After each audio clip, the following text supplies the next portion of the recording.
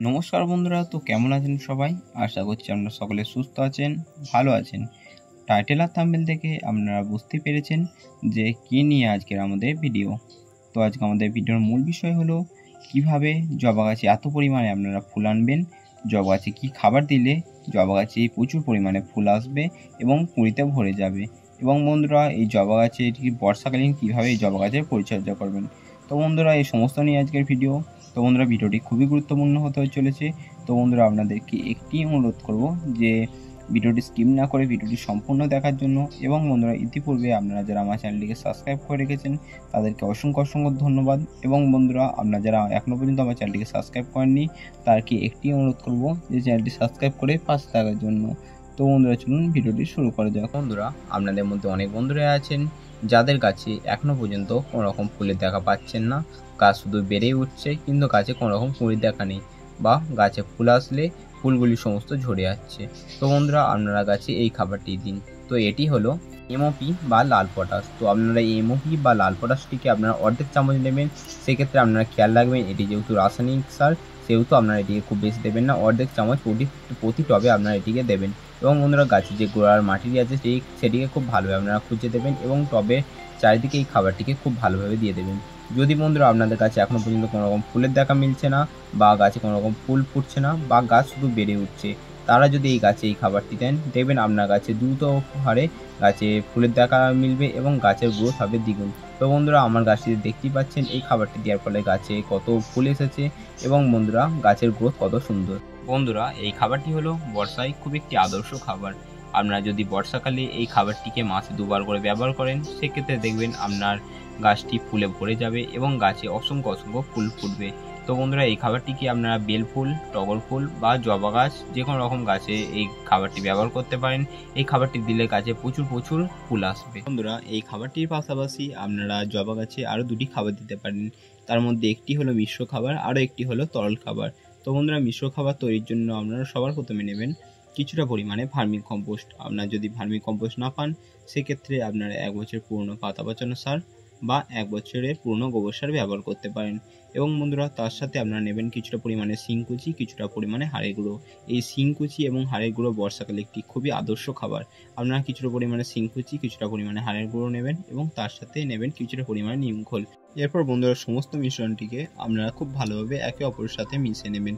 বন্ধুরা, এই খাবারটিকে আপনারা টব প্রতি 1 মুঠো করে ব্যবহার করতে পারেন এবং বন্ধুরা, এই খাবারটিকে আপনারা মাসে 1 বার করে চালিয়ে যাবেন। তো বন্ধুরা, এটিকে টবের চারিদিকে খুব ভালোভাবে দিয়ে দেওয়ার পর গাছে ভরপুর জল দিয়ে দেবেন। বন্ধুরা, এই খাবারটি দেওয়ার ফলে দেখবেন আপনার গাছে অগন্তি ফুল আসবে এবং বন্ধুরা গাছে ফুলে ভরে যাবে, গাছের গ্রোথ হবে দ্বিগুণ। এবং বন্ধুরা, আপনার গাছে যদি খাবারের অভাবে ফুল ঝরে যায়, সেক্ষেত্রে আপনার ফুল ঝরে যাওয়া বন্ধ হয়ে যাবে। বন্ধুরা, এই মিশ্র খাবারের পাশাপাশি আপনারা এই সময় গাছে তরল খাবার দিতে পারেন। তো তরল খাবার আপনারা কখন দেবেন? যখন দেখবেন গাছের গোড়াটি একদম শুকিয়ে গিয়েছে, তখন আমরা জল দেবেন। কারণ বর্ষাকালে সারাক্ষণ বৃষ্টিপাত হয়। যদি গাছের গোড়াটা অতিরিক্ত ভিজে থাকে এবং তার উপরে যদি আপনারা তরল খাবার দেন, সেক্ষেত্রে গাছের গোড়ার পচন লাগতে পারে এবং গাছের গোড়াটি পচে গিয়ে গাছটি মারা যেতে পারে। যখন দেখবেন কয়েকদিন ধরে বৃষ্টিপাত হচ্ছে না, তখন আপনারা এই খাবারটি দেবেন। তো খাবারটি তৈরির জন্য আপনারা সবার প্রথমে নেবেন পাকা কলার খোসা। তো পাকা কলার খোসাটিকে আপনারা কুচি কুচি করে খুব ভালোভাবে কেটে নেবেন এবং সেটির সঙ্গে অর্ধেক প্লেন জল মিশিয়ে সেটিকে আপনারা কমপক্ষে 1 সপ্তাহের জন্য খুব ভালোভাবে পচাতে দেবেন। এবং বন্ধুরা, 1 সপ্তাহ পর সেটিকে খুব ভালোভাবে ছেঁকে নেবেন এবং সেটির সঙ্গে অর্ধেক প্লেন জল মিশিয়ে সেটিকে আপনারা গাছে দেবেন। তো বন্ধুরা, কলার খোসায় আছে প্রচুর প্রচুর পটাশিয়াম, যা আপনার গাছে অতিরিক্ত ফুল ফল ঝরতে রোধ করবে এবং গাছে আরও দ্রুত ফুল আনতে সহায়তা করবে। বন্ধুরা, এই তরল খাবারটি গাছে দিলে গাছে যেমন ফুল আসবে, তার সাথে সাথে গাছের গ্রোথও খুব সুন্দর হবে। বন্ধুরা, এই খাবারটি আপনারা সপ্তাহে 1 বার করে চালিয়ে যাবেন, তাহলে গাছের গ্রোথ সুন্দর হবে এবং গাছে প্রচুর প্রচুর ফুল আসবে। এরপর বন্ধুরা, চলুন জেনে নিই যে বর্ষাকালে যদি আপনার জবা গাছের কুঁড়িগুলি আছে সেগুলি হলুদ হয়ে ঝরে যাচ্ছে, তো তার জন্য কি করবেন?